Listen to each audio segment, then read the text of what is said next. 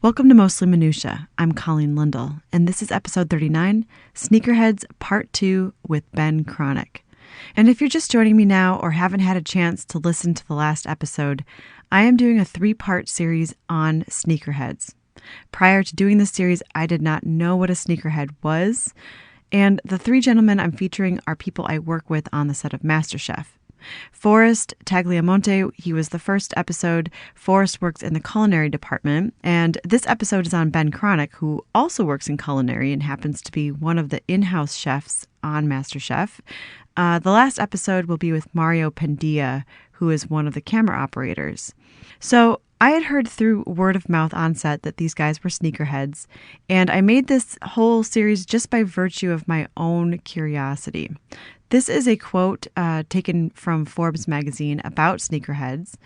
A sneakerhead is a person who collects, trades, and or admires sneakers as a form of hobby.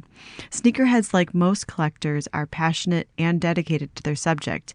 Many are very knowledgeable about the origins and history of sneakers, and many spend a great deal of time and money studying the category and its past while building their collections. End quote. And I think that this definition to a T explains Ben Kronick, who you're about to hear from. Ben holds a plethora of knowledge about sneakers. He's a big fan of Airmax, but also loves Jordans, Asics, Adidas, and New Balance. He is also well-versed in boutique sneaker stores from around the world and how to find highly sought-after shoes. Ben is from upstate New York. He did undergrad at Temple University in Philly, followed by Culinary School at the French Culinary Institute in Manhattan. He began collecting sneakers in college, and his current collection boasts of 55 extremely exotic pairs. So this is what I'd like to do. Ben and I spend the first 14 minutes of this conversation talking about how he got into cooking. We then segue into about 35 minutes of us talking about sneakers and how he got into sneakers, etc. And then we go into his shoe closet, where he spends about 37 minutes showing me his shoes, telling me stories about how he got his shoes. If you're just interested in the closet portion, I will not judge you for it. Just fast forward to about the 53-minute mark. And if you find that while you're listening and you wish you could know more about the boutique sneaker stores that Ben mentions, you can find all the links to each store he talks about in this episode's description, which you can find wherever you're currently listening to this episode. One more note about Ben. When Ben was a kid, he had no curfew, and he had a TV in his room. And regularly, he would stay up till 3 a.m. watching cooking shows. One of his favorite shows was the Japanese show Iron Chef with Morimoto, who he then went on to work for. And this is basically where you as the listener enter into our conversation. Okay, now I feel like you are prepped and ready. Here is Ben Kronick. So I'd planned the idea of if I became a cook, what was I going to do? And what was my next step going to be? And I decided, even though I knew I didn't need to go, I wanted to go to culinary school just to, it wasn't even about a basis of knowledge. It was about, getting my foot into an industry that was, completely blind to me. I had no relatives that worked in restaurants. I was not, a lot of people who grow up and cook, grew up in restaurants. Their dad owned a diner, or their uncle owned a bakery, or things like that, and they got into it that way. They grew up around kitchens. I did not. I grew up nowhere near one. I don't know anyone who had restaurants or anything like that. So I think maybe part of it was just to legitimize myself. I wanted that ability to be oh, I went to that school, or oh, I have that degree, just to do it. And in hindsight, it was a great idea, because even though it's very expensive, tuition's very expensive, it's one of the few things in the industry that is a standard that allows you to make more money later on. Mm-hmm. So there's been certain jobs I've gotten only because I went to culinary school, and there's been certain jobs that have paid me more because of that on my resume. What school did you end up going to, and how did you choose it? I went to the French Culinary Institute. I chose it because it's in New York City. That's about it. There's 3 or 4 major culinary schools in the country, the biggest one being CIA, which is in upstate New York, not far from my parents' house. And then Johnson & Wales and the French Culinary Institute are pretty much all there is. So at the end of the day, it was wait a minute, do I want to pick the culinary school that's literally on Broadway, downtown, right above Tribeca, or one that's kind of in a suburban area? And I was I think I'll go to school in the middle of Manhattan. Basically, I picked it because it's in Manhattan, and that's all I needed. How long, from the onset of when you started the school and then when you finished, I mean, were you happy with that choice? Was it a good choice for you? It was a really short program. It was only 6 months. It was a lot more dull than I thought. The pace was much slower. And then culinary schools they're living like 100 years behind the world in that, like, we learned how to cook very, very heavy French food, banquet style, what they served, in the 50s and 40s and 20s. And it's just very outdated. What was really important to me is that I started working before that, which I think is the key, is that I had gotten a job at Morimoto in New York, who is actually the Iron Chef, which is kind of how it was like my dream at the moment. I was like, I never really thought, and it goes back to what we talked about, how food is accessible. It's like, he was my idol. I always loved Iron Chef. I always loved the concept of it, and I thought he was this like mythical, incredibly talented chef. And it was like, I never thought in a million years that I would work for him. And the idea that literally before I even started culinary school, just off a Craigslist ad, I applied, went in, spent a day staging there, and got offered the job. And it was just one of those things where it's like, it's just accessible in a way that it's not. What did you do when you went in there? So when you interview for a cooking job, you actually work a shift, which is genius in that there's so many other industries where you just sit down in an office and you talk, but they don't get anything out of you. It's like, if you're a mechanic and you go to a job interview, you just sit in an office and talk. And you're like, yeah, I've done this, I've done that. And then at the end of the day, it's like, but we still don't know if you're good or not. Yeah, we don't know if you can actually change oil. Yes. Being a cook and going to an interview is kind of like that. It would be like your job interview is you get there and you're handed a wrench in a car and they're like, do your best. You have 1 hour or something like that. So you go there, you bring knives, you wear your chef's outfit, and you work an entire day. So and you knew that you were supposed to bring knives. I did. When you're really young, you kind of don't. But it's like by that point, I had known enough people who were cooks that were like, bring knives if you don't borrow some just for that day. And what kind of knives do you bring? Usually like just one chef's knife or a paring knife is enough. But basically the idea is like more, it's not even just like, do you have knives? Like we want to make sure you own it. It's more of like, do you care about these things? Like a knife is, for a photographer, your camera, for a chef, it's your knife. And it just shows like, do you care for it? Do you have it, stored properly? Are you sharpening it? All these things. Because at the end of the day, being a cook is about like honing your skill set. And and the literal sense of that is, do you take your knife and do you sharpen it and keep it honed properly? So I showed up, was given like brief instruction on like one or two things. Like here's, carrots, cut them in this way. Here's cucumbers, cut them in this way. And then after that, you kind of watch service. And you sort of see like what a night is like. So it's both great for you because you're sort of like seeing, this is what's actually expected of me. This is what my day is going to be like. This is where I'm going to spend my time. And they see like, this is how he gets along with, the rest of our team. Physically, like, can he cut or not? Because at the end of the day, it's like you give someone a knife and a saute pan or whatever. It's very easy for me to tell if you can cook or not. So if I'm hiring someone, in about 15 minutes, I can tell whether you at least have the baseline of skills that I need or not. So I feel like that's the first part of the interview. The rest of it is sort of like, what's this guy like for 12 hours? If I'm standing next to him for 12 hours in my interview, I'm going to get a lot of information about like, what does he like to talk about? What does he like to joke about? So in this interview specifically, a lot of times cooks are very uneducated in the sense that a lot of them either have GEDs, they drop out of high school, or they go straight from high school into cooking. Because the first part is for money. Most people cook when they're young because it's an easy way to get quick money. It's a job where you don't have these certain requirements, you don't need schooling, you don't need all these things. So when my first chef hired me, the one thing he told me that he said was very important is that even though my college degree, no one cares about it resume-wise, it doesn't help me or hurt me anyway. He was just like, what it means to me is that you're educated and that I can stand next to you and talk to you. And he's like, we're going to be here 80 hours a week cooking food every day. Like, it's cool to have someone next to me that I can talk about the Vietnam War, that I can talk about, Winston Churchill or just any random subject. And he's just like, at the end of the day, we're all going to be in this same shitty dungeon of a kitchen. And it's great to have people who have this varied skill set, who are just knowledgeable, who, do you like sports? Do you like other restaurants? There are lots of people who cook all day who have no interest in food. They're great cooks. They're great chefs. They work at these fine dining restaurants.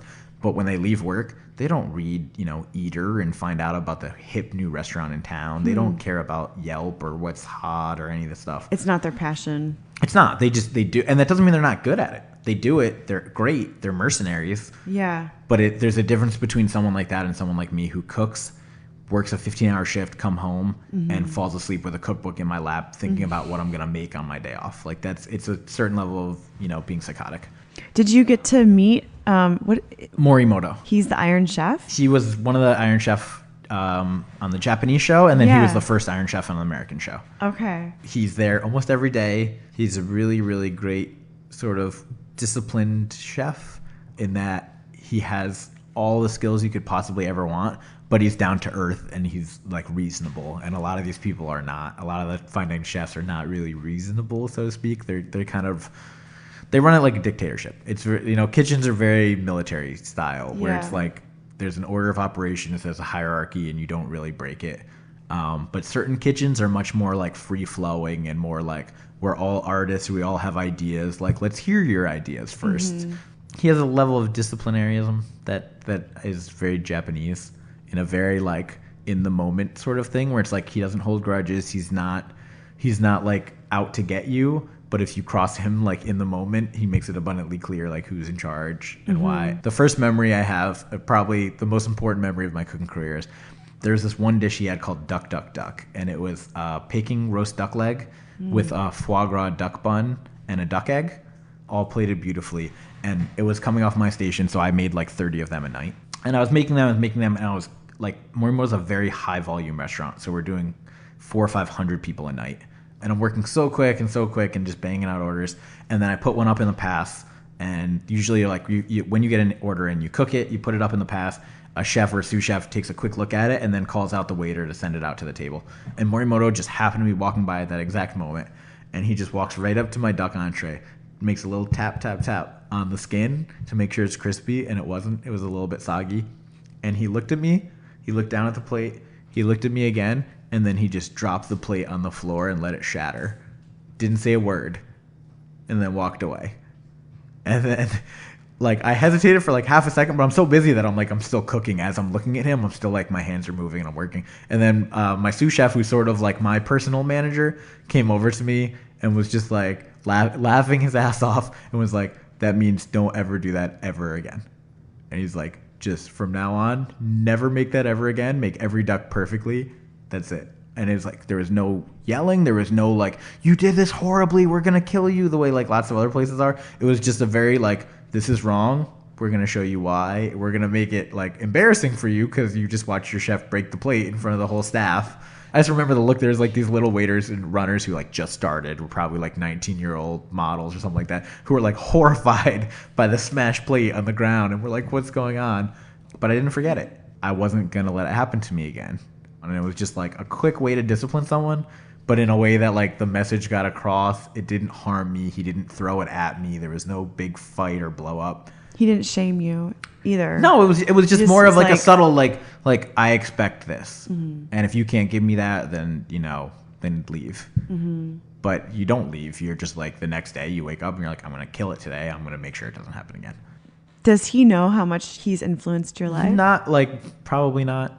I mean, when you're someone like that and you're a chef who's like been on TV for years, so like I'm sure you get these stories all the time, and I'm sure he hears all the time, like, oh, you're my idol, or oh, I grew up watching you. But like, I don't know that he ever sits down and processes like what's actually happening. Like, wait a minute, I cooked food 15 years ago on a TV show in Japan that's being like, re-shown in America at 3:30 in the morning with horrible, dubbed subtitles. Yeah. And that some crazy American kid is up at 3 in the morning watching that and then goes and recreates my thing.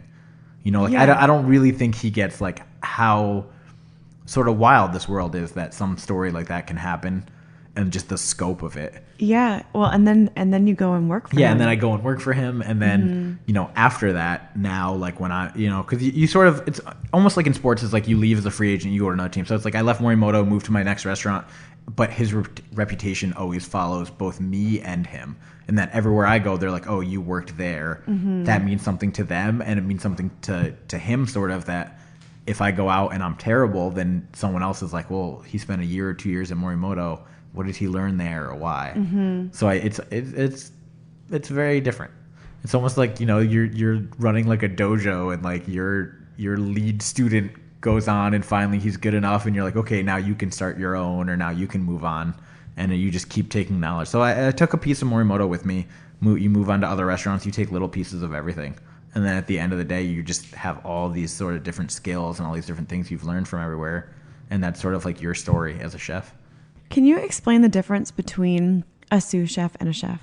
Yes. Without stepping on too many toes, in most restaurants, the sous chef is what you think of as the chef. The sous chef is the one there every day, training, teaching, monitoring the people below him, actually cooking some of the food, doing the ordering, doing the inventory. Like, he's the heavy lifter.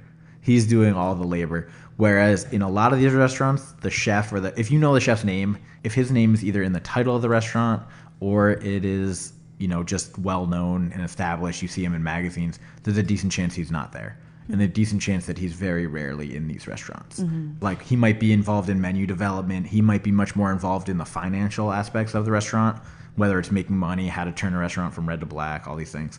But in a lot of restaurants, at the end of the day, the executive chef is not there and is not directly involved with every meal. Mm-hmm. Whereas the sous chef is sort of like the grunt who's actually like on the front lines, working every day. Is the sous chef the one who develops the menu? It's both. A lot of times it would be the chef who sits down and has these ideas. He might have his notebook with him. He might be in front of a computer. He might sit down and jot all these ideas down. Usually it would be up to the sous chef to execute. So I'm the chef. I come in and I say, oh, I want a rack of lamb crusted with pistachio, served with, a fava bean puree and some flowers from the market. It's like, I can say that, but it's like anyone can say anything. Right. With cooking. I can come up with the greatest dish in the world in my head. Mm-hmm. Until it's physically made, it's meaningless. So then the sous chef takes that and sort of reins it in to be like, okay, well, what size lamb? How should I cook it? Should I grill it? Should I fry it? Should I saute it? And then their job is sort of to make like these words on paper actually make viable sense. In my fine dining time of working as a server, I was really good friends with the sous chef at this one restaurant I worked at in Chicago. And so he had explained it to me that it was like that. And I couldn't believe it. Like, one day I came in early and he was planning out the menu. Mm-hmm. And our menu changed every week. I didn't know that he had been the one that was doing it. I mean, he had sat down with the chef and the chef kind of said what you said. Mm-hmm. And then he was like, yeah, I plan all of this is me. And I was like, what? I couldn't believe it. I was like, anyway, but now he's a head chef and I'm hoping to interview him when I go home. He's in Chicago still, but I'm going to transition us now. We can transition to the real sneaker aspect, which is my favorite thing. I love food more than anything, but I love sneakers so much.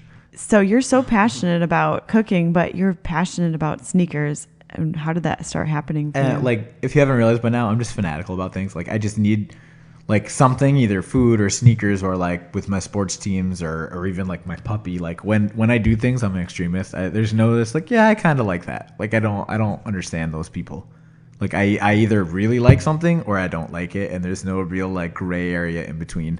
Thank God. Yeah, I'm just an extremist. So I started very young. I'd say like that's part of me having an older brother is like he was like my little mini style icon a little bit, in that I still have pictures of him at like 4 or 5 years old wearing like sweet polo outfits and cool shoes. And like, I mean, my parents have to get some credit because they bought these things for us. In no ways were we spoiled clothing wise, but they were not like the absolutely no parents. Like, if we really liked something and it was reasonably priced, they were just like, all right, fine. You might have to do something to earn it, but they weren't like, no, you must wear Payless shoes until you're 18 and you make your own money. Mm-hmm. So that was a key part of it. I want to give them a shout out, because if it wasn't for them, I wouldn't have had any of these shoes, or my brother wouldn't have. Like most kids, like we were always allowed one pair of shoes, say every like 6 months or 4 months, depending on how, when we destroyed them or just when my foot grew. So it was one of those things where it was like you had to be very picky, where like I started to research. Like, it would be like 2 months before I knew I could get a new pair of shoes, and I would be reading like East Bay catalogs or looking at things. This is obviously pre-internet too. Looking at catalogs, where I would just go to the malls and just wander shoe stores, knowing I couldn't buy anything yet, but I would be like, oh, what's coming out, or keep my eye on things. So that was where it started, of like me being aware that there were new shoes coming, and that there were the like release dates, and that there were these things. So most people just think like, oh, I just go to like a Foot Locker and there's just shoes on the wall and I pick one. They don't really think that there's like new styles and new colorways coming out throughout the whole year, and everything kind of changes. So initially, I'll give my brother the credit and say he was the one who first got me going. And then I distinctly remember, I want to say it was 7th or 8th grade, there was this pair of Jordans that came out. It was the Jordan 11 lows, and there were a Carolina blue pair, and there was a varsity red pair. And it was the same shoe, but it came out in 2 colorways at the same day. And that was actually the one time that I saw them. I knew I really wanted them, and I couldn't decide which one I wanted between the 2 colors. And I didn't throw a fit as much as I very sort of like, I was very verbose in my argument to my mom about why it would be smart to buy me both of the shoes, and why instead of buying me one and having me destroy it and then maybe buy the other, if I bought both and I rotated them, they would last longer and look cleaner, and then it would appear that I had much nicer shoes for a longer amount of time. I was full of bullshit. And that was distinctly the first time that I ever had like more than one pair of shoes. And then from that point, I was strategic and be like, what am I doing today? Like, am I going to go play soccer outside? All right, then maybe I'll wear the dirty ones. Or, I was like, the first time in my head, I was like, I'm going to keep this pair clean for later use, or I'm going to hold this pair back until the first day of school. Or like, I started to have the thoughts that now as a sneakerhead and all the sneakerheads in the world have of like planning. In which I've realized people who don't care about shoes, they just throw shoes on and they walk out the door. They don't plan things. Whereas we plan our outfits around it. We plan our day around it. We figure out what we're going to do based on like the sneakers we have. Can you tell me in your own words, what is your definition of a sneakerhead? It keeps changing. Now it keeps changing. To me, a sneakerhead is someone who pursues sneakers, values sneakers, and cares about sneakers separate from the outside world. And I think that's really important, is that probably just in the past 5 or 7 years, it's become like an international phenomenon, where it used to be like there was a little clique of us, and now I feel like you're weird if you don't like sneakers or aren't interested in them. But a lot of that is socially valued and socially based, in that it's like, I like sneakers because he likes sneakers, or I like sneakers because this guy likes sneakers, this rapper or this athlete, where I don't really consider those people sneakerheads. If you're in it for the secondary value, which is great. A lot of people, like me, myself, I've made tons of money selling sneakers. I know lots of people who have made hundreds of thousands of dollars selling sneakers. I don't hold anything against them. There's nothing wrong with people who resell sneakers. There's nothing wrong with people who are interested in it. But to me, you're not a sneakerhead unless you care about your sneakers for yourself. Like, I wear lots of hip, trendy sneakers. I'm not wearing them to impress anyone. Other people may think I am. I'm wearing them for my own head, because I love them. And I think that's the difference, is there's sneakerheads like me who are obsessed for themselves and really don't even care. Like, I don't need to show anyone else my sneakers. Prior to today, this is the first time anyone other than just straight up my close friends have like been in my closet and seen what I have. I think no one actually knows what's actually in my closet. People have seen like individual pairs. They've seen like 5 or 10 pairs, but I definitely have a few pairs that like are in my closet that no one probably even knows I have. I think that's part of it. It's like, to me, you're not a sneakerhead if you buy all your shoes just to like post them on Instagram, tag yourself in them, and then get rid of them the next week. You're allowed to buy and sell. You can trade. You can do all these things, but it's like you need to have that connection between you and the sneaker first, more so than you and everyone else in the sneaker first, I guess is how I would put it. So I know you're saying it started with Jordans. Not Jordan. I mean, that was the first pair that I like adamantly wanted the second of, and that's where I first started to have what we call a rotation. Yeah. But I always loved Airmaxes, and then basketball shoes. I'll show you upstairs my first favorite pair of shoes that still is like the original one that sort of took me to that next level. And it's a pair of basketball shoes. It's not Airmaxes, even though that's my current sort of passion. But how did you discover Airmax? How did you start to develop a love for Airmax? Like, my favorite pair my brother had was a pair of Air Max 90s called the Infrareds, that originally came out in 1990 and that have come out, 15 different times since then. It's just the shape. It's the air bubble, I think, is so cool. And I think especially when you're a little kid, seeing like your shoes have an air bubble that you can see through and see what's going on in them, and is clear, is amazing. And then just the idea of like they're comfortable, which I think is very important. Is that there's a lot of shoes that I really like the look of and the appearance of that I can't wear, that kill my feet or that don't. And Air Max is like the exact opposite. Like, they're the most comfortable shoes I have. And then just like there's a timelessness to them. There's a classic nature about them that last, and that there's all these other new shoes that like were hip 2 years ago that you look at now and you're like, what was that? Like, why did people wear that or think that was cool? Yeah. Whereas Airmaxes, the first pair came out in 1987, and it's still I think the most popular Nike shoe today. They don't come up with that many new models. You know, there's not an Air Max every year. There's not 4,000 different types of Air Maxes. It's like there's like 10, and like the 3 or 4 main ones, they just come out with new colors every week, every month for 30 years. So I think that's kind of what makes it cool, is sort of that it's like the shoe is such a classic and so amazing that it's refreshing 30 years later when people come out with a new colorway and everyone wants them, and it's still the exact same shoe that came out with in 1987. Ben, do you use the app? I don't really like. I buy sneakers differently than most people now. Partially because a lot of what I look for and what I'm buying is vintage stuff or older stuff, and I'm not tech savvy. I'm horrible. I understand the concept of a bot, and I understand the concept of like writing script on your computer to like allow you to purchase something. If you're not aware, like sneakers now are so popular, and especially the ones that are more limited, that when they come out online, they're sold out within literally seconds from when they come out, because all these mostly kids are creating bots. They're writing code that sort of creates these add to cart services where like instead of me physically adding the sneaker to my shopping cart right when it comes out, they have codes that like the minute Nike puts it on their website, it's automatically in their cart, checked out, paid for, and shipped to them. So anyone like me who just has a laptop, who just goes to Nike.com and tries to get it, I'll never buy another shoe that way ever again. It's just impossible. How do you buy your shoes now? I get a little bit through consignment stores. There's a lot of consignment stores have popped up now, and it's become super popular to sort of resell your shoes in that way. A lot of it is online off either eBay or Facebook groups. It's just through a net, like there's underground sneaker networks that are just a group of thousands of people like me, and you know, in Helsinki, in South Korea, in South Africa, all over the place, and they have the same sort of collections in their closet that I have, and we're kind of slowly realizing that, and then either selling or trading in that way. Mm-hmm. Where like someone in Australia sees a picture I posted and it was like, hey, do you have those in the size 10.5? And I'm like, actually I do. And he's like, I've been looking for 12 years. What do you want for them? And maybe he has a shoe I've been looking for. Mm-hmm. And it creates this crazy feeling of like I did maybe a month or two, I sold a pair to the UK to this guy that I know who's also an Air Max collector. And he was looking for this pair of shoes forever, and I didn't even want them anymore. And I've been trying to sell them, but just didn't really post them or didn't have the time to. Yeah. And he finally like saw that I had them. I sell them, ship them to him, and like 5 minutes after he opens the package, they're on his feet in a Snapchat post thanking me while he's walking down the street in London with them.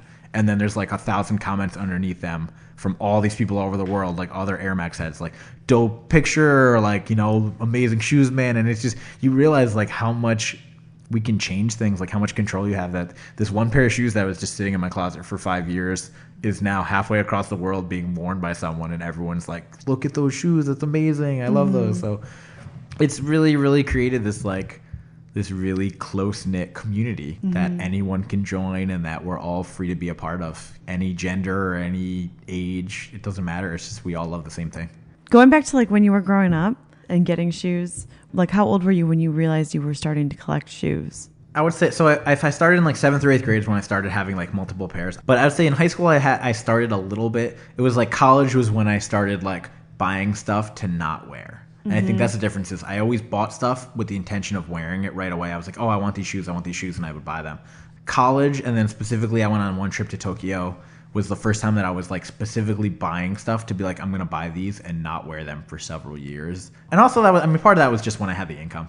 By the time I got to college and I had a little bit more money and it was a little more viable, I started to sort of build more of a collection. And I would say by the time I was in college, I probably had like at least 15 or 20 pairs. Once I got to New York and I started working, all right, so the other big thing that I think is very, very important in this whole thing is, as a New Yorker, I didn't have a car. There is no driving. No one I know in New York City ever drives anywhere. You walk everywhere. And to that point, your sneakers are your car. Mm-hmm. Your sneakers are your life, sort of. And like, you get on the train and like what type of sneakers you're wearing determines how people look at you a lot. And there's a lot of sneakerheads in New York. It's a very, probably the biggest market there is outside of maybe Tokyo for sneakers. And I think that was very important, is that like, I cared so much about it, and a lot of people at work cared so much about it because we were on our feet walking all over the city. You're a walking advertisement. Like you get on the train, they look at you in the eyes, and then their eyes go down, and then they're back up. Like, man, those are amazing, kind of thing. Did you get people? Oh, sorry, go ahead. Oh, I was just saying, it's also why a lot of people in New York are scared to wear their shoes a little bit. It's because there are certain areas that are not the safest, and there are still parts of this world where people will rob you for your sneakers. Mm-hmm. I was on the train one time, and this other guy looked at me, and the sneakers I was wearing were probably like $1,000 pair of shoes. And he kind of looked at me, and he's like, you shouldn't be wearing those this deep into Brooklyn. And I saw him, and I knew he was kind of cool. So I was just like, if anyone asked me, they're fakes. And I was like, that's kind of my thing, is like, if you're in a bad neighborhood, if anyone's like giving you a hard time, or like, the thing is, people come up to you and they're just like, oh, what size are those? Like, well, what do you care? They're my shoes. Like, what do you want? Do you want them? And then if they ask that, I'm always just like, oh, these are fake.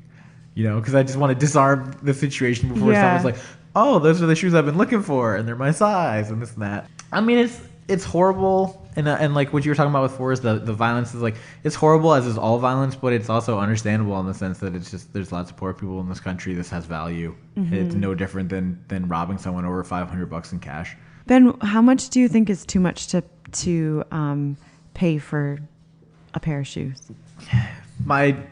The most I've personally ever paid is, I think, $1,300 or $1,400. I've seen pairs go as high as $20,000 to $30,000, and I think that's a little. I mean, it's a lot. It's extreme. I would never do it, but if you're a billionaire, what do you care, so to speak? What is a $10,000, $20,000 pair of shoes to you if money isn't an object?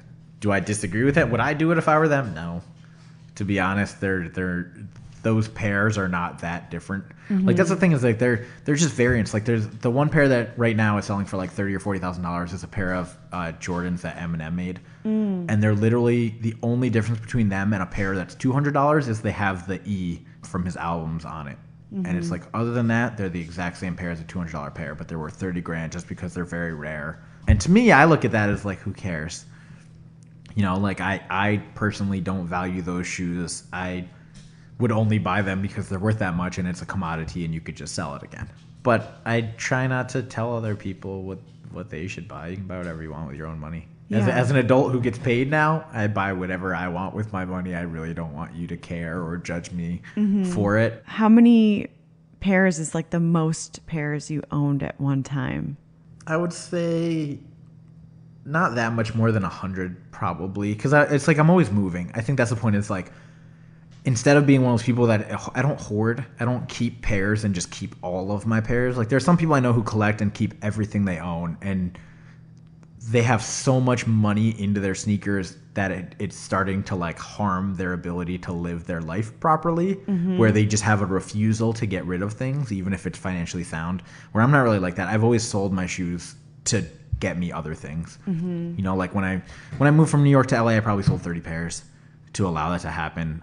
Or I move certain sneakers for other sneakers. Like, there's a pair of shoes I want right now that's like $2,000, and even though I could just go buy them, I refuse to. But there are certain pairs that I have where if someone offered me that much for them, maybe I would sell those and buy this pair.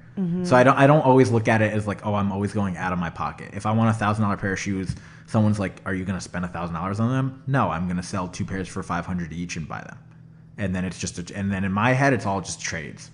So even though it might be transactions with cash, I always look at it as I'm just moving part of my collection into a different part of my collection. Sometimes because of how the market is, and sometimes just because of how I'm feeling. I used to collect a lot of Nike skateboarding shoes. I stopped wearing them because they were less comfortable a little bit than the Airmaxes, but I kind of felt the market shift, and I had a feeling that people were getting much more into like runners and trainers and things than before. And I started selling all my SBs, all my Nike skateboarding shoes. And sure enough, like a year or two later, the market kind of crashed, and all the stuff I sold is worth like half of what I got for it.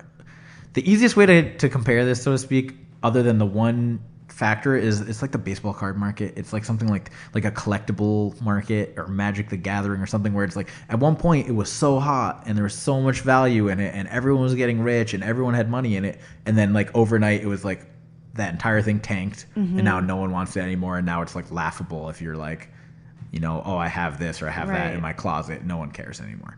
The only difference being that at the end of the day, the one thing sneakers have in their marketplace that will make them never go away is you need to wear them. Like some form of sneaker market will be there because there's always going to be shoes. And at the end of the day, there's always fashionable people that care for certain types of shoes. So even though I think that this entire market is going to collapse a little bit and that I don't think we can keep on the path we are now where millions and millions of people all over the country are like camping out waiting for the next pair and have 400 pairs in their closet. Like eventually it'll crash a little bit. But no matter what, there's always going to be some people who are like, I'm willing to spend money on premium footwear. I was going to ask if you ever did wait in lines for shoes. Yes. If you have any stories about that. I'm not crazy with that. In New York, it's very hard. In New York, you might need to camp outside for 4 or 5 days to get some of the more difficult pairs. But it wasn't until I was in New York, or actually in Philly. In Philly, occasionally I would camp out. I would say that my most successful one in 2004, I was a senior at Temple, and there was this pair of Jordans coming out called the Defining Moments package. That was 2 pairs of sneakers for $350, and they came out incredibly limited amounts at only select retailers all over the country. And one of my friends found a place to camp out for, and he went, I want to say, Friday at like 4 or 5 o'clock in the afternoon and waited the entire day till the next Saturday morning. I thought that was a little crazy, but I really wanted these. And I wasn't really sure what to do, but I also love sleeping and I love my own bed. And I was like, I can't really just lie on the floor of a street. So I set my alarm for like 4 or 5 in the morning, and was like, all right, I'm going to do my best. I'm going to set my alarm for 4 or 5 in the morning. I'm going to sprint over to that store and I'm going to pray that no one else slept outside of the store. And I did that. I ran over and I got there, and there was probably like 9 or 10, maybe 10 people in front of me that were all like sleeping with, blankets, sleeping bags, like looking homeless, like lying outside of the storefront on Walnut Street. The store is called Ubiq, UBIQ. I get there, there's no information whatsoever. That's the other thing about sneakers, like there's no information on whether the store has them. There's no information on how many pairs they have. You kind of just got to pray and get lucky. And we waited till 10 a.m. till the store opened, so I was there for maybe 6 or 7 hours. By the time the store opened, there was probably 150 people in line behind me, the whole line wrapped around the street. And we go, they open the door, they're letting us in one by one to buy them. And sure enough, they had 11 pairs total. I was 10th in line. And the guy right in front of me, there's like one more person in front of me who took the last one my size. I was like, oh, I'm a 10 and a half. And he was just like, oh, the last one's gone. All we have left is a 12. And then I'm like, shit. I'm like, what am I? And I knew I'm going to buy them anyway because it's like there's 140 people in line for them. So I knew I could get rid of them. But I was like, I really wanted these. And the guy in front of me was just the nicest person ever and was like, I'll just take the 12. You want the size 10 and a half. And he like, I realized in hindsight, I was like, he was just going to sell them. So what does he really care? But it was just like, shit, that saved me so much hassle of either I would have had to sell them and try to buy my pair or pray that someone would trade with me or whatever. But somehow I got them that day. I avoided like 100 people trying to kill me on my way out because they were so mad that they didn't get pairs, that there were people getting robbed or like, threatened basically. So I like hit it. I threw my sneaker bags into a trash bag. I ran home holding the trash bag over my shoulder. Jumped back in my bed and just was like, oh my God, that was amazing. Like I can't feel my legs. I was out there for like 7.5 hours straight, but like I got them. And like the feeling, it's really hard. And I think that's one thing that drives sneakerheads a lot too, is the feeling of getting the pair of shoes that you wanted, especially like at retail price, which is a huge factor because you can buy anything you want with money. There's almost not a pair of sneakers in the world that you can't find if you have the money to buy it. I think that goes back to what we were saying before about being a sneakerhead, is like anyone can get these things. It's not like what I have is truly impossible to find.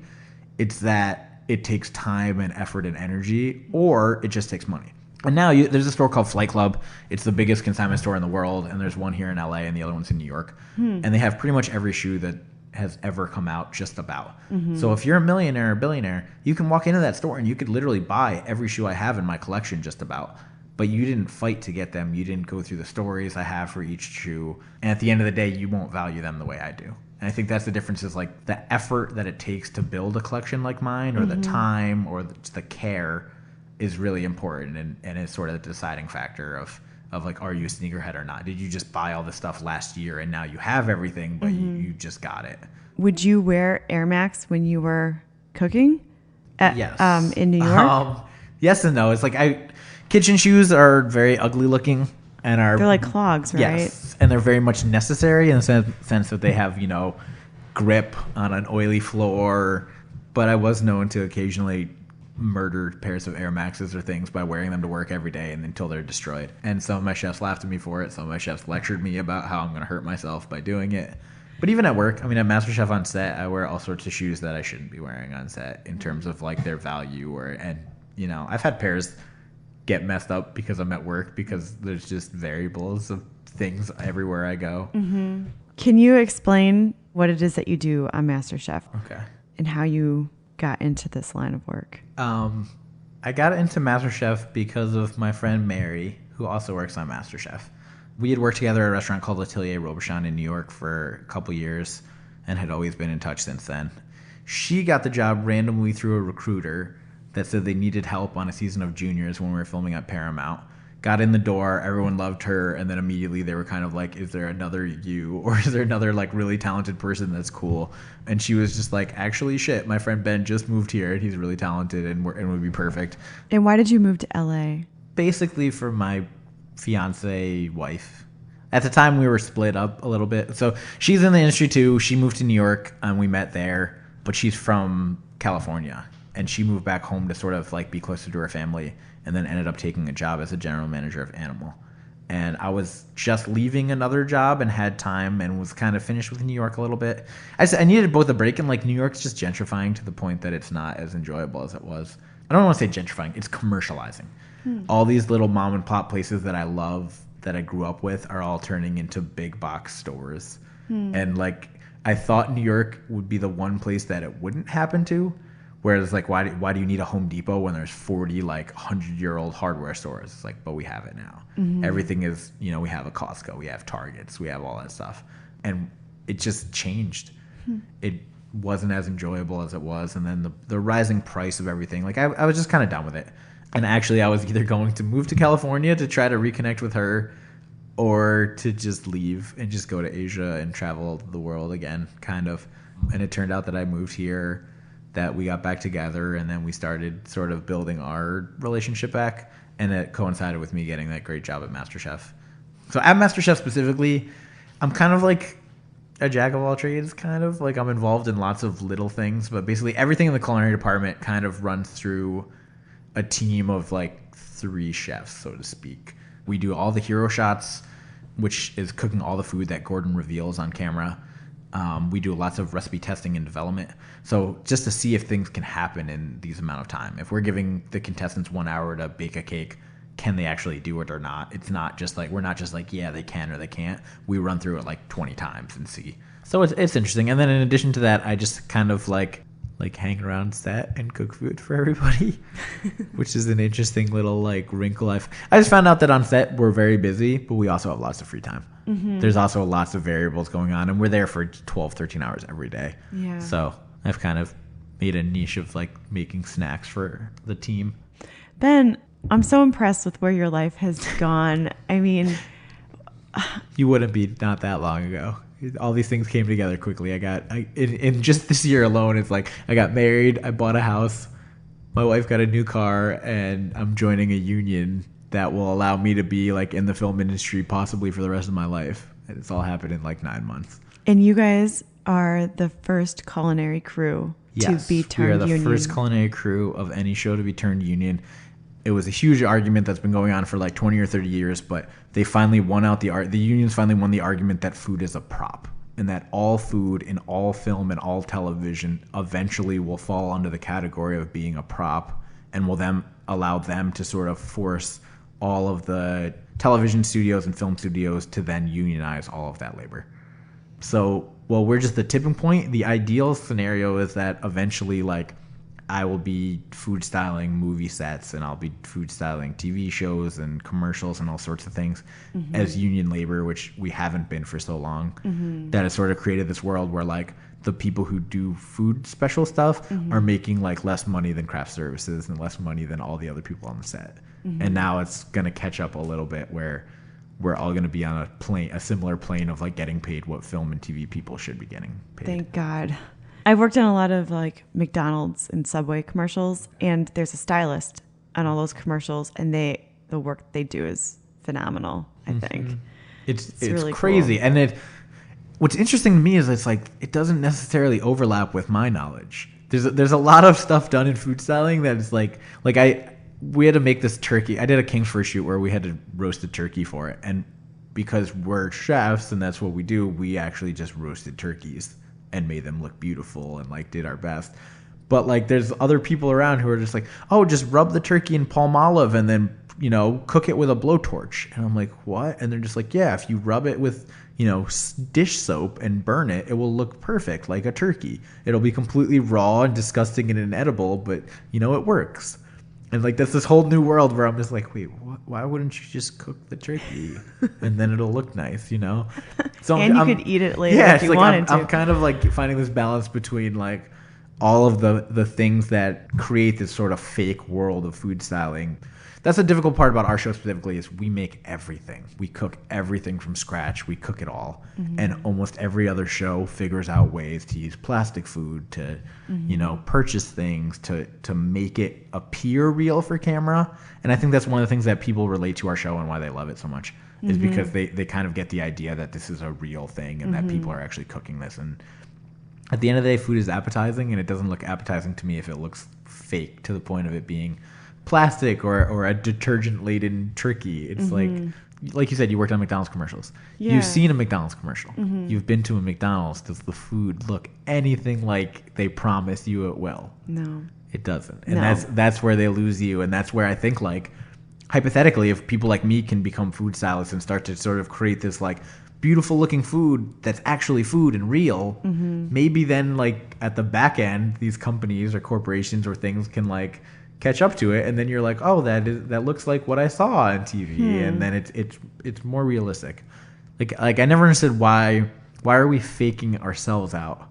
Like, why are we making these commercials with fake food to fake everything, so that at the end of the day I'm also the consumer, and then now I walk in and I feel like I've been lied to this whole time. Like, why are we lying to ourselves? It doesn't make any sense to me. Yeah, they like brush the hamburger buns with these certain oils to make it look like or the meat or something, even the hamburger bun is like, let's bake 700 hamburger buns to pick the one or two that will work. Totally. And we throw away 600 of them. Totally. Yeah. And I just never got that. It's like sometimes natural is good. Sometimes something has a flaw, and there's nothing wrong with the flaw. Yeah. Okay, so the last two questions I have is, do you consider Forrest a sneakerhead? Yes, I do. I love Forrest. I love him a lot. He's a great coworker. He's a really good friend. He's a great manager at work too. He manages his part of our culinary department. Forrest he's different. He's a little bit different than me sneaker wise. He has a helpful factor and a hindrance factor in his size. He's a size 13, which means both it's really hard for him to find lots of shoes, and also when he does find them, they're cheaper because they're harder to place. There's less people with that size. He's just different than me. Forrest is flashier. I'm very subtle style-wise, and there are times where like I'm wearing nothing but plain clothes, and my shoes are flashy, and my shoes might speak to themselves. Where Forrest is a little bit more extravagant. He's a little bit more flashy in terms of the styles of stuff he wears. Most of his stuff is Jordans, and he's mostly driven to the basketball style side of things, which is a little bit different than what I'm into. And even the basketball shoes I own, I don't wear. I have pairs of Jordans. They're all brand new. They've never been out of the box. I just own them. But he's also been in this for a long time. Even when I first met him, when I started talking to him, like I could tell that he was knowledgeable beyond like, oh, I like sneakers and I have them. And he's intrigued. Like, that's what I love about Forrest is like, once he saw how much I know and like the type of things I know, like he wants to know it and learn it too. Or if I find a sneaker, he wants to know where it's from or why or what these boutiques are. So like the curiosity with him, I really like, and I think it's cool because there's a lot of people who are like, who look down on other people with sneakers. Like it would be very easy for me to be like, oh, my collection's better than yours, and like just brush all these other people aside. Or yeah. And now it's like not just our department has a lot of people who are into sneakers, but I've realized like a lot of people on set love it, and it's kind of turned into one of those things. Like I was teasing your team like a week or two ago. We were on the field shoot, and like Mario had nice shoes on, Marcus had nice shoes on, DeAndre, and they're all sitting down eating lunch, and we're sitting at the table next to them. We're like, yo, stop copying our style, showing up to work fresh. Like, You know what I mean? Like we're the ones who are sneakerheads, but you realize like there's everyone's kind of into it. And even if they don't own lots of shoes, they don't collect like we do, they still like sneakers and they still like want to wear nice stuff. I think you guys are influencing our team. That's for real. what we think. We think people are just copying us. I mean, do you consider Mario a sneakerhead? I don't know. Like, I haven't talked to Mario that much about like his collection or his stuff. I mean, I see him wearing like multiple different sneakers at work that I'm like, oh, those are cool, and like he has nice stuff. I don't know if he's an extremist. I don't know if he cares as much as we do somewhat. But I mean, I see he has lots of shoes, and I see he changes them, and then when I'm wearing something nice, he says something about. So like I don't want to discredit him in any way, just because he might not be as wild as we are. But do you know? I interviewed him too. Yeah. I saw his collection. He's got like 35 pairs of. They're Jordans, and then he has like 3 pairs of the same kind of shoe. He's big into rotation. Okay. And actually, I wanted to ask you about that too. Have you had like any shoes that have disintegrated on you? So both, like, I do rotate sometimes. Like there are times where I'm sure like Mario probably has, like, I have a couple pairs of the same pair. I've done that before where like I there's a pair where like if I really, really like it, I'll buy more than one so I can like wear one a lot and keep one brand new. And then when the other one dies, then I'm not scrambling to find a replacement. I'm like, oh, I have a brand new pair right here. Yeah. But I have like that's part of it is like one, Airmaxes disintegrate a lot. Like Jordans do it too, but Airmaxes have an air bubble. And just the air bubble kind of has a certain amount of time that it can handle, especially if they're brand new and depending on how they were stored. That's very important in vintage sneakers is how was it stored? Was it in light? Was it in a damp place? All of these factors matter greatly in whether a pair of shoes is wearable or not. But yes, a lot of what I wear is 10, 15, 20 years old. And then you're always just taking a risk. Now that I have a car, because in New York I never did, I always keep sneakers in my car. I have a parachute just in case the pair I'm wearing is destroyed or something. And then I'm not scrambling in my bare feet. But I have, as recently as like a month ago or 2 months ago, I think I lost a pair on set that just like the sole came undone and it just like disintegrated. But I tend, like once they're dead, I tend to get rid of them. Whereas like Forrest the other day was wearing the same pair and like every step he took, pieces of foam were falling off onto the ground. And I like said something to him. And he's just like, I'm gonna keep wearing them until they literally fall apart. Like his goal was to kill them on set, and he did.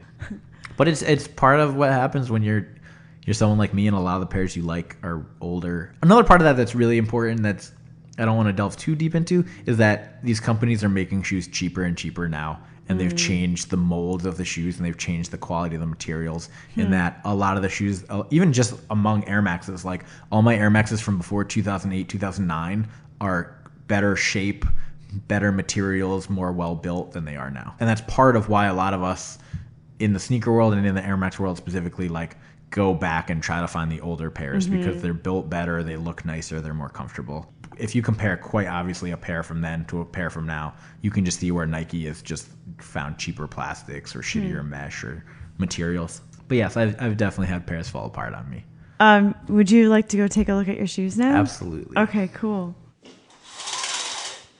So the first pair, these are an older pair of the Air Max Penny ones. They're based off of Penny Hardaway. He was a basketball player. That was my favorite growing up. And he was one of the first ones other than Jordan to have sort of like signature shoe.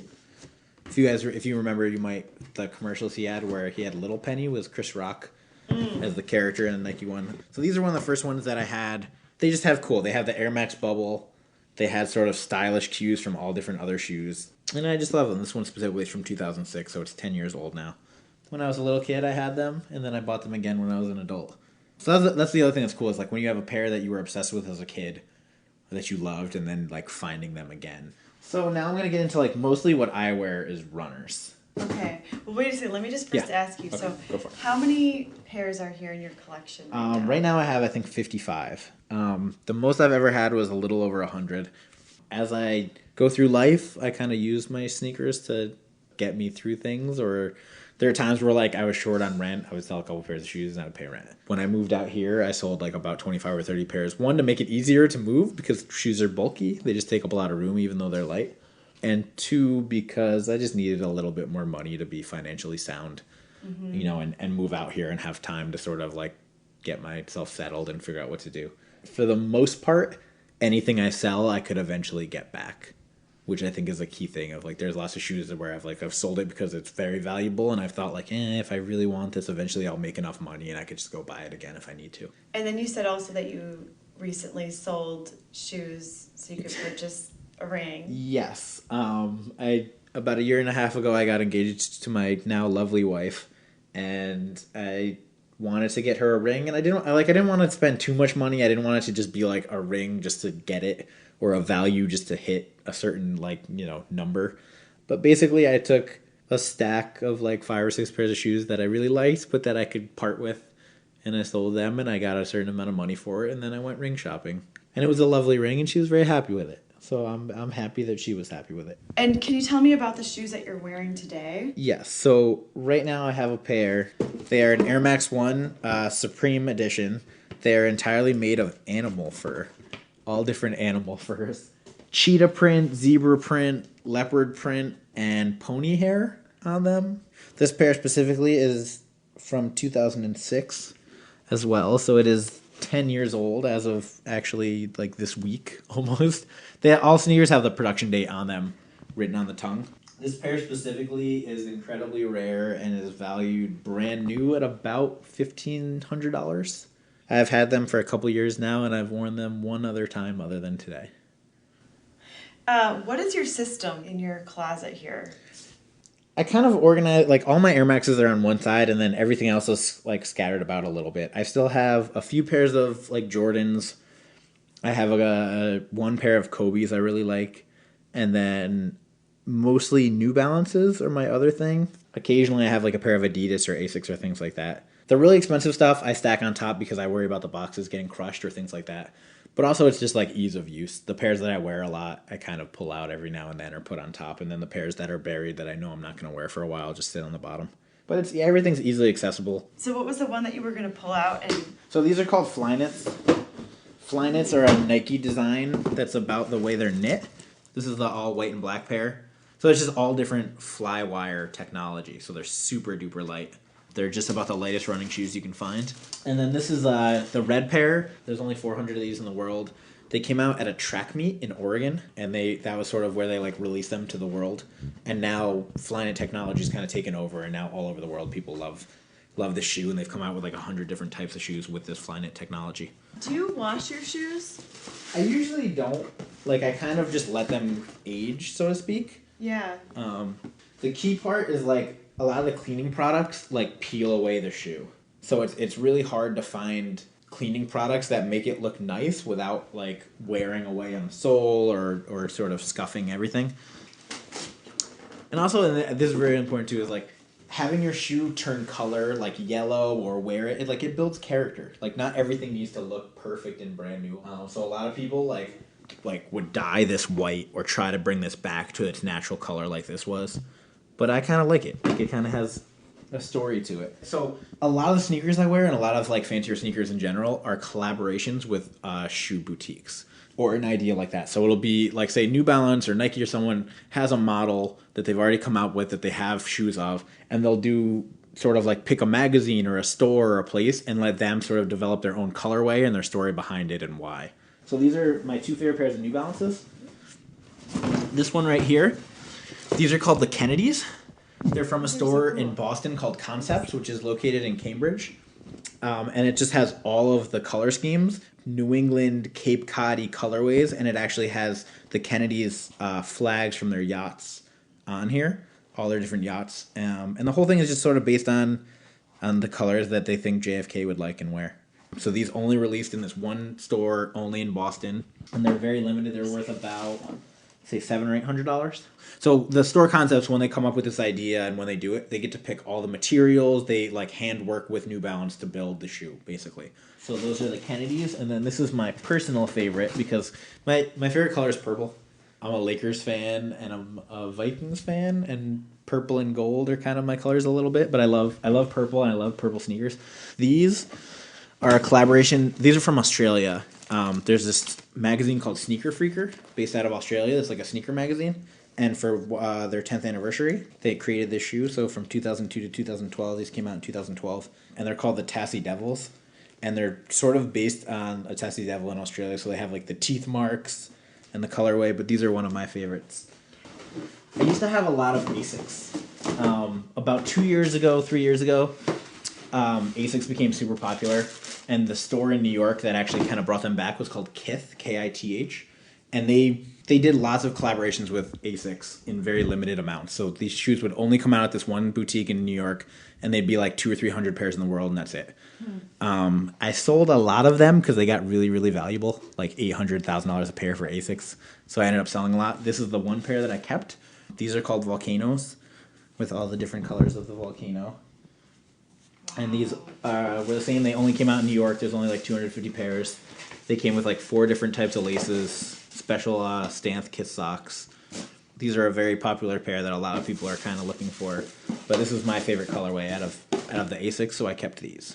Ben, these guys are like, well, it's funny because while we were talking, I was going to ask you about Asics. Yeah. Because I love Asics. Okay. And I have a pair of Onitsuka. These were all made in Japan only.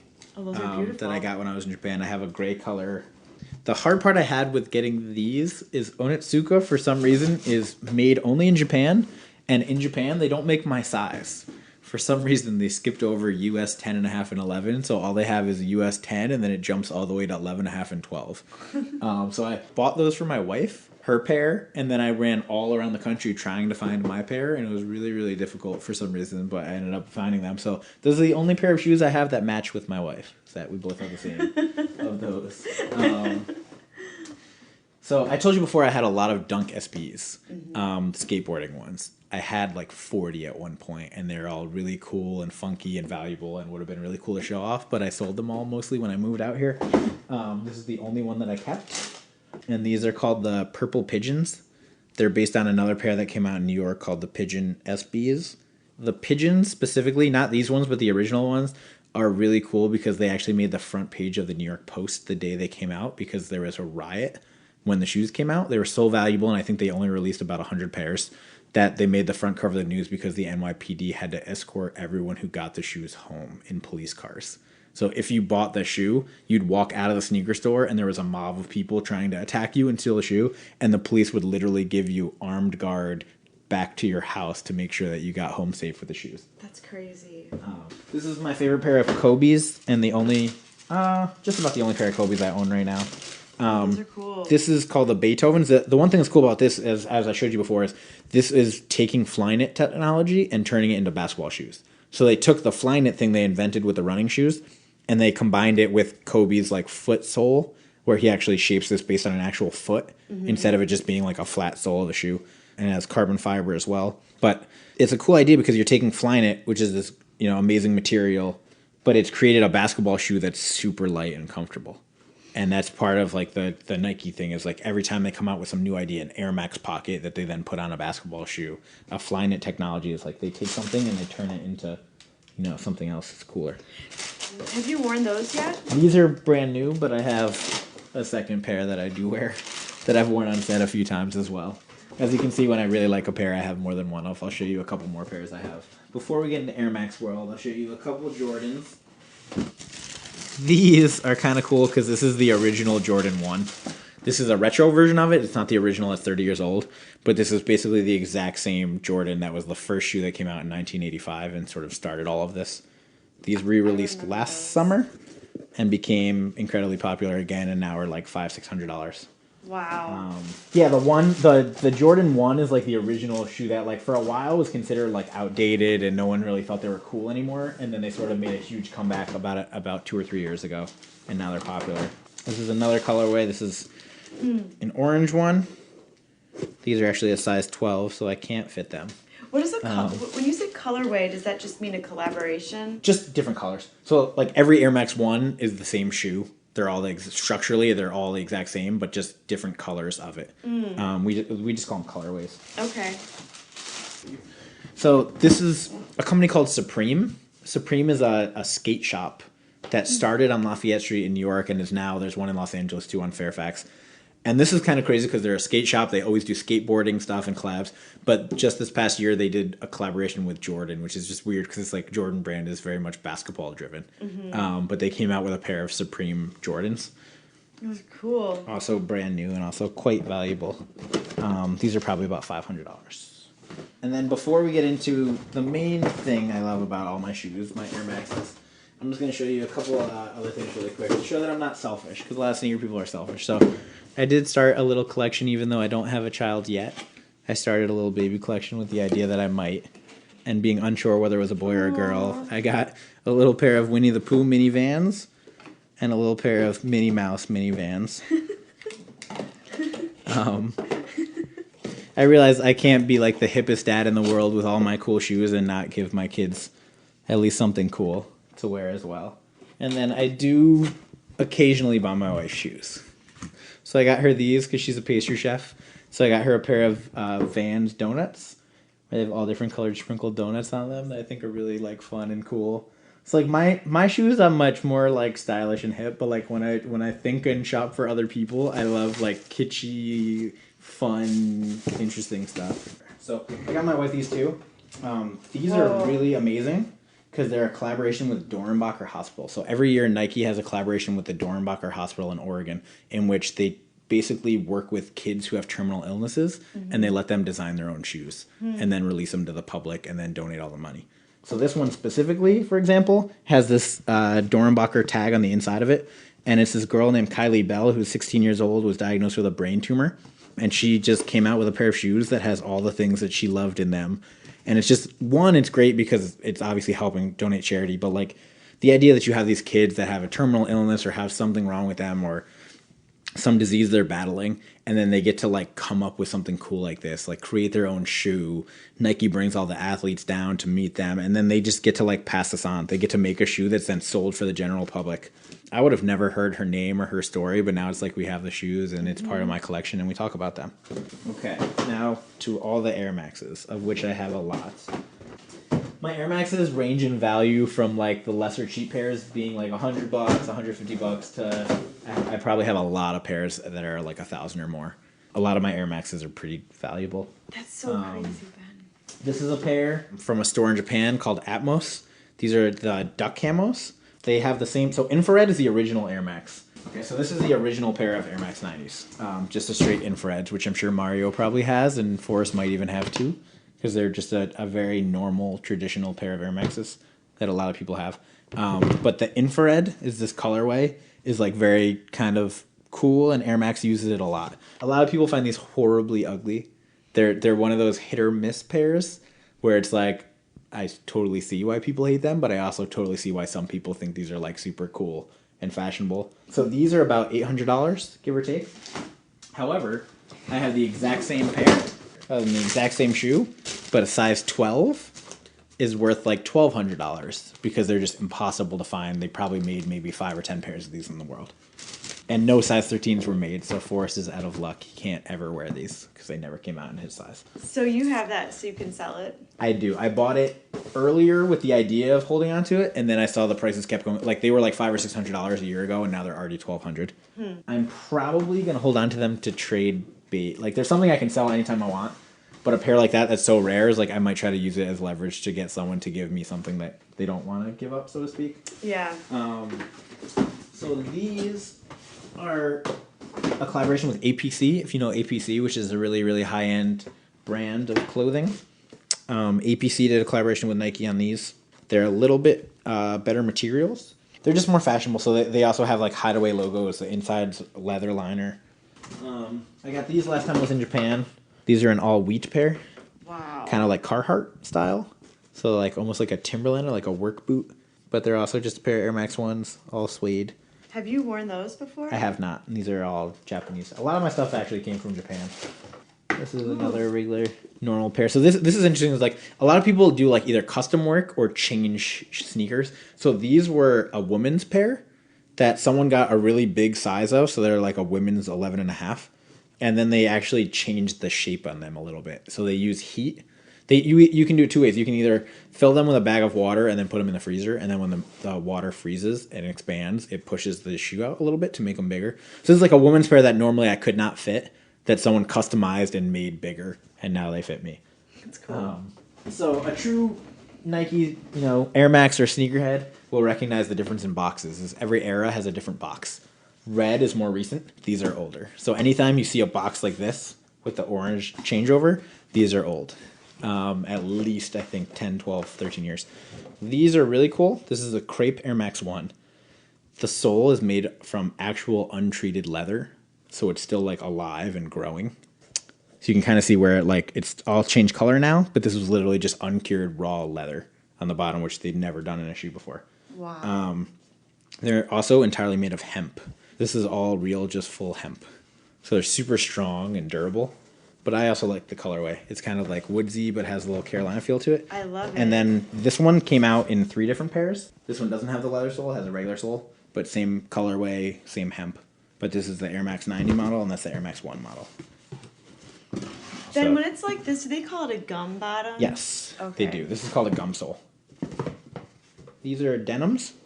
They're called the Air Max 1 Dirty Denim. Oh, They have this like shaved denim feel to it. These are from 2003, so they're 13 years old now. Falling apart a little bit, but still manageable. These are a really cool pair. These are called the Shimas. They're from Japan, obviously. They have Japanese lettering on the front and the side. Yep, these are also from 2003. These are brand new. And I really love these, but I'm a little worried about wearing them, that they might fall apart because they're so old. Mm-hmm. But they're in phenomenal condition for how old they are. They still, other than the little air bubble getting foggy, they still look brand new. Now we're going to start getting into some of the really, really nicer pairs too. This is a pair of Air Max 90s. It's a collaboration with an artist called Dave White. These only came out at a store called Sous in London. It's also probably my favorite name for a sneaker boutique. The name of the boutique is just Sous ? Which is great because it's like at the end of the day, it's like whenever you're sneaker shopping, that's like the only thing that really matters is like, do you have it in this size or what's your size? These are one of my favorites too because I love neon as a colorway and I love various grays and charcoals. So this always like spoke to me as being one of my favorites and was nearly impossible to find. But I got really lucky and found them actually in LA at a store called Rift in downtown. Yeah, so do you have your favorite stores here? Yeah, like I go to Undefeated a lot. Undefeated is like the most popular generic one. Then for consignment stores, Flight Club is probably the most popular. Then there's one called Riff. Now they're popping up all over the place. There's one in probably almost every neighborhood, but those are the main ones. These were my favorite college shoes that I just bought again. These are also from 2003. I've realized 2003 was a good year because I have like 7 pairs from that year. These are another pair that I've had like 10 different times and destroyed. And then I keep buying them again whenever I find them. That pair, it does something inside of me. Like I for some reason, I remember that. It's very vintage. This is like a very like original. It was an original colorway, which I think is one part of it. Meaning like when they first came out for Nike in 1990, this was one of the colorways they came out with. So I think that kind of speaks to sneakerheads too a little bit. Is like they remember it in their brain. These are an ID pair I did with a gum sole, just generic black and purple. Just a simple sort of mesh pair that I have. What is ID? You go on NikeID.com, and I want to say they did it probably in like 2010. Nike added it to their website where you can go on and you can pick colorways and you can sort of design your own shoe. The quality isn't great, but I can go on and I can pick different colors of the midsole, different colors of the sole, different color of the air bubble, the laces, all the little different things you're allowed to change. So you're sort of creating your own personalized shoe. This is one other Nike ID I just got that I really, really like the colorway of. That are just kind of simple. And there's white, yellow, and a gum sole. But I just really, really like them. I don't have anything yellow, so it was refreshing to have like a pair to mix up. It's a little different. These are a pair, kind of interesting, that Nike did called Patches. And it came, the sneakers are all blank. They don't have any labels on them. So where it always says Nike, right here is just a blank patch. And here too, just a blank patch. So you sort of like make your own shoe. You can take the patch and place it on the sneaker wherever you want and sort of like design it however you like. Or these actually I wear completely blank. I think it looks really cool to just wear them with nothing. And they have no label on it, no symbol. But these are kind of cool. This is like the Paris pair. So it's kind of like Paris colorways, red and blue and white. These are a newer pair. So this is what I kind of meant is like, so I buy lots of stuff like this where it's newer. It came out like last year, but I'm not going to wear it for like 4 or 5 years. So by the time I do wear it, people will have forgotten about them. And then they'll be like, oh my God, I haven't seen those in a while kind of thing. That's kind of a cool tactic. It is because it's like, no one likes wearing the same dress as the other woman at the party. No one likes having the same car as the other guy across the street from you. So like with sneakers, it's like tenfold. Like most sneakerheads' biggest pet peeve is like picking out a cool pair of shoes, walking out the door, getting on the train or whatever, and seeing someone else wearing the same pair. So we kind of pride ourselves on being different, on not having the trendy, cool pair that everyone in the world has at that exact moment. It's kind of like you're always retro then, in some respects. Yes, we have a lot of respect for the people who still like carry a boombox and like there's definitely like a feeling, and then it's also about like recreating your childhood a little bit. This is one of my favorite pairs. This is actually my wife's favorite pair. I think that's my favorite pair this, too. Is an all gold foil edition of the Airmax 1s that only came out for the Beijing Olympics in 2008. They have the little Olympic sign, the Beijing one on it. And these are brand new. I actually just got these relatively recently. They're all perforated leather and gold spec. And they came out with like a bronze and a silver pair. I think the silver pair is a women's only and the bronze might be a kid's. But these are the gold Beijing editions. These are not super valuable. I want to say they're about $400, $500, but they are impossible to find. You can't even find their value because you never see them for sale. I've seen them like one other time in my life, and that's about it. How did you also find premium them? leather. I bought them from a guy in Japan I know who just stumbled. Because like in Japan, they're obsessed with vintage. They don't throw anything away. They're just collectors beyond any possible idea that an American could have. So there's gems like this are all over Japan if you know where to look, sort of. And he got them, and I asked him how much he wanted for them. He quoted me a price that was very reasonable, and I paid him right away and was ecstatic when they showed up. So these are super cool. I will be wearing them eventually. So I have another pair of these that I do wear a lot. These are actually the shoes I wore on my honeymoon. So they have a little extra value meaning to me. These are also very, very expensive shoes. They're a collaboration with a store called Pt2. Pt2 is one of the hippest, coolest sneaker boutiques in the world. It's in Amsterdam. They are known for their Airmax collaborations, and some of their Airmaxes are the best, hardest to find, most valuable Airmaxes ever. There's a set of like five different Airmaxes from Pt2. I have 2 of them. The other 3 are nearly impossible to find. The purple pair I'm looking for all over the world, and I cannot ever find in my size. This is the green pair. These are denim. They're all green denim.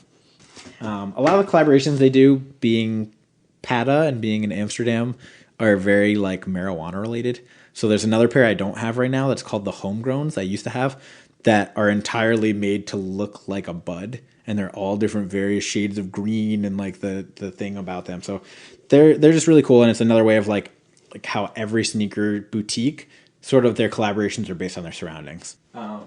This is the other pair of Pt2 Airmax 1s that I have that are the same thing in a different colorway. So these are called the corduroys, and they're again all different denim and corduroy materials. Same tag from Pt2. They're from the same year, and they're worth about the same. These are also about $1,000 a pair. I have one pair that I wear a little bit, and I have one completely brand new pair.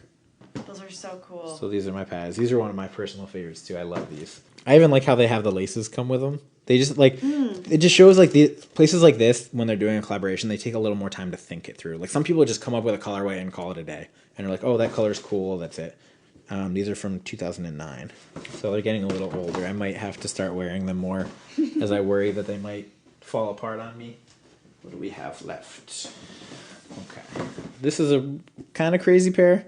This is a collaboration with a DJ named Clark Kent, who's a very famous hip hop DJ, especially in New York. And these are called the DJ Clark Kent 112s.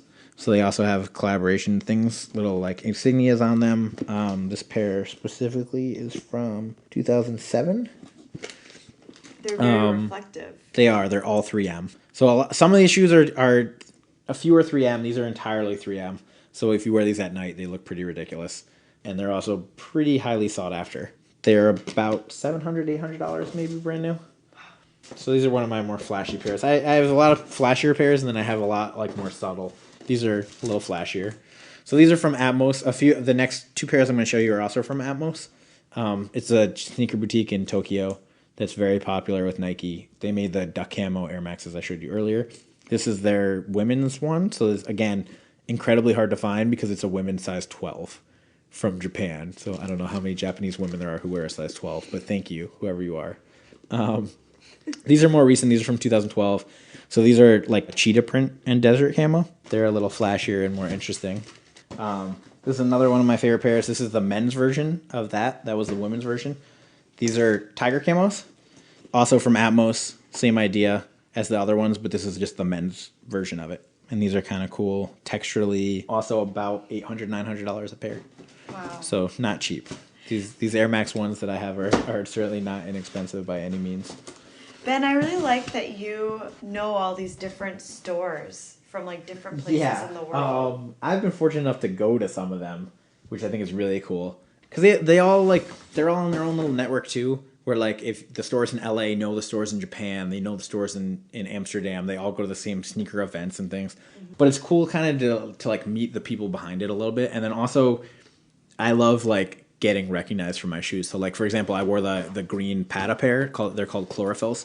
That was a pair I wore on my honeymoon in Japan. So then I like went to Atmos when I was in Japan wearing those. And then all the Japanese people behind the counter are like, I don't know what they're saying because they're not speaking English to me. But then one of them comes over and is like, your sneakers are amazing. Like, can we take pictures with them and with you? You know, because they're all like, I can never find these. So you just always get a story because then they're like, who are you and why do you have this pair? And then where did you get it from? And then they're mad and they're like, I want it. How come I can't find it in Japan? So it's all just like a cool little network to be a part of. And like I said before, like with the internet now, it's like I can get someone's Instagram from Atmos in Japan, and then when I go back to LA, I can post something, and maybe he wants to buy it, or maybe we can just show off our collection, and he just thinks it's cool.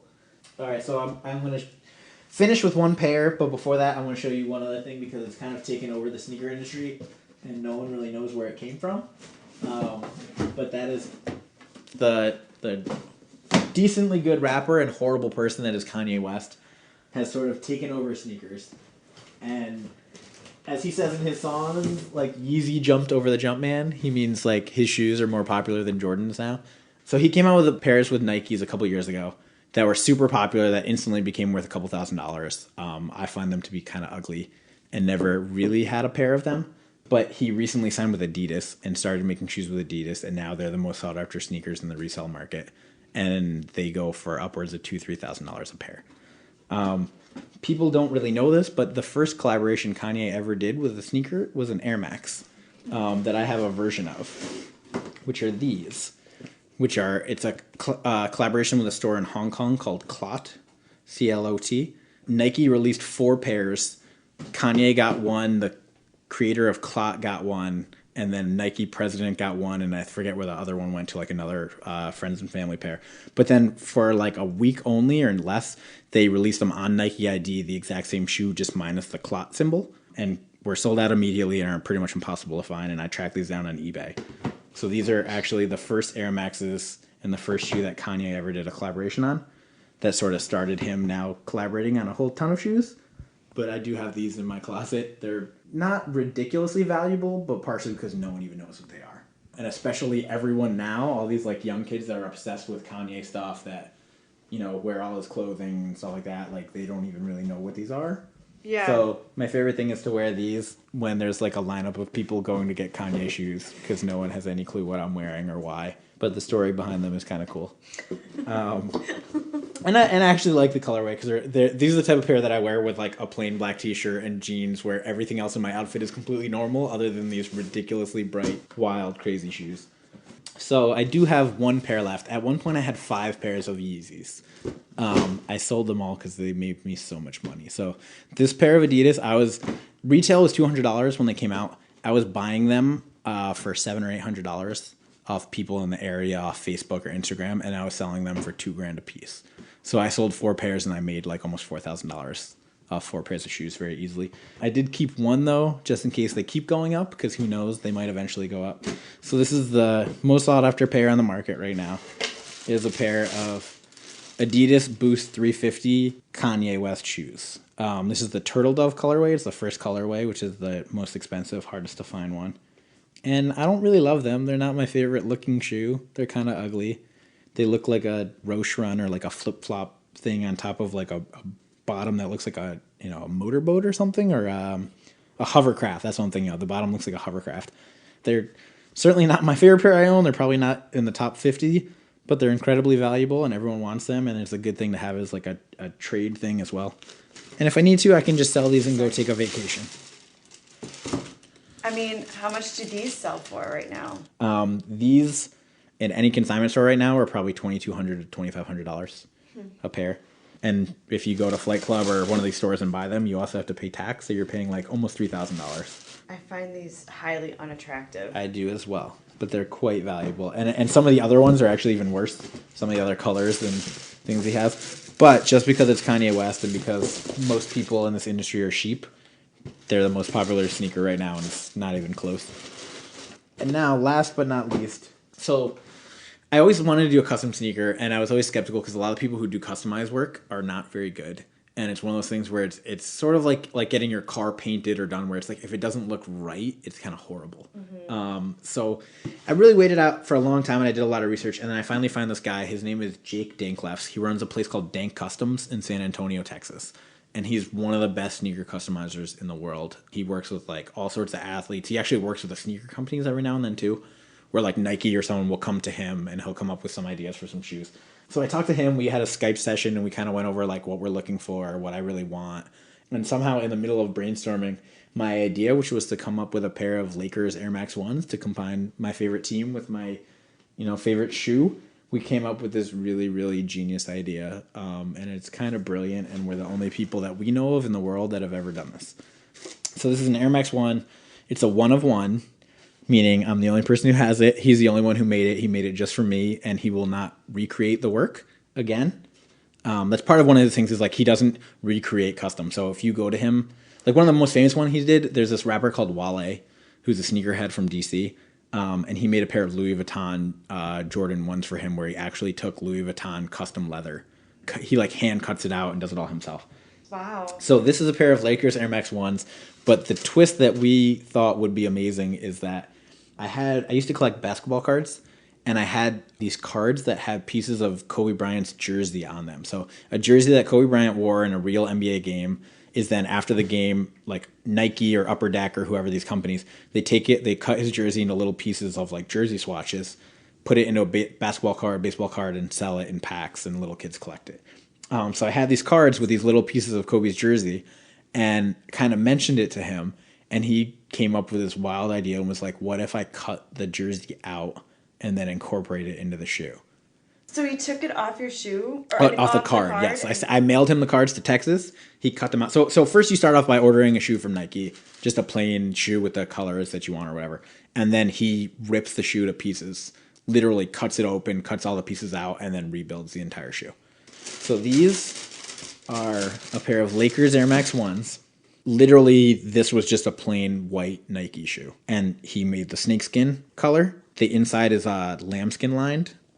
It's like super premium materials. Wow. He laser etched the Laker logo with a machine onto the insole. He made patches for the NBA logo for another Lakers logo. But then the key part is on the tongue. He took real python. I don't know if you know this, but Kobe Bryant's nickname is Black Mamba. So this is real python skin. And this is actually a piece of Kobe Bryant's jersey that he wore in a game. So he added it to the tongue. So I had one yellow and one purple.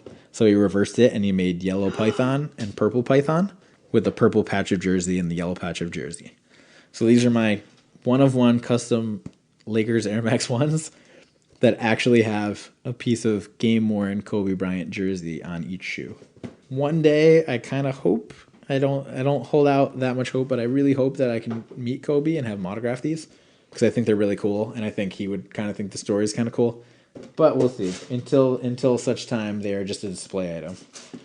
They're pricey, but they're not insane. Like working with him is semi-reasonable considering the amount of hours it takes for him to do this, and the skill level to like rip all these things apart and sew them all back together and do it properly. Yeah, I can't believe it. It's kind of amazing, and that's sort of what I meant before. Of like, if you don't have the right customizer, someone could do something like this and then have them look all shoddy and fake, and like these actually look like perfect, like they're brand new. Ben, they're awesome. So that like they're so they're cool. interesting. Like, so that's sort of my last piece, and then right now I'm in discussions with a few people on our set in building a sneaker display, like as a display case that takes up like one wall. Yeah, that's cool. But he talked about doing it like laser cut with glass and then having like LED lights set behind it so they're all backlit from the bottom. Mm-hmm. And it's clear so you can see the whole shoe. But I kind of am at the point now where it's like I have a lot of the sneakers that I want. Most of my collection, it's not like I'm done collecting, but it's like I have a lot more than I had before, and I have so much now that I kind of want to show it off. Yeah, cool. Thanks, Ben. You're welcome. This was fun. If you'd like to see pictures of Ben's shoes, or if you'd like to see a picture of Ben with his animal shoes, which were the shoes that he was wearing during our interview, go to ColleenLindell.com. Again, you can find links to all things talked about in this episode, including all of the boutique stores, and Dank Customs, which is the custom designer who designed the last pair of shoes that Ben described, with the swatches from Kobe's jersey, in this show's description, which you can find wherever you're currently listening to this episode. Since the recording of this interview, which was May of 2016, Ben and his wife Sylvia have given birth to a beautiful daughter, Maya. Maya is now at the stage of walking and is just beginning to wear her Winnie the Pooh shoes. And a huge thank you to Ben for bringing me, practically a perfect stranger, into his shoe closet. I felt I was amongst royalty, and it is because of Ben that I now own my first pair of Airmax. They were released in 2014 and are the cutout edition of the Nike Air Max 1 in rose gold. The music playing underneath this is by the artist Home off his album Resting State. You can find Resting State and more albums by Home on bandcamp.com. This episode of Mostly Minutia was recorded on location in Studio City in Los Angeles, California.